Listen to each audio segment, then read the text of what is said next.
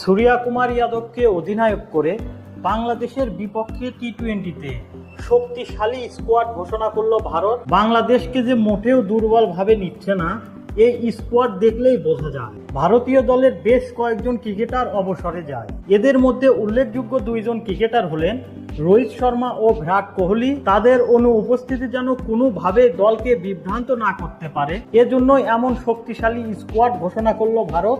অধিনায়ক হিসেবে রয়েছেন বিধ্বংসী ব্যাটার সূর্যা কুমার যাদব, ওপেনারে আছেন বাঁহাতি ব্যাটসম্যান অভিষেক শর্মা এবং উইকেট কিপার ব্যাটসম্যান হিসেবে রয়েছেন সঞ্জু স্যামসন ও জিতেশ শর্মা। এছাড়াও অলরাউন্ডারে রয়েছেন হার্দিক পান্ডিয়া, শিবম দুবে, ওয়াশিংটন সুন্দর।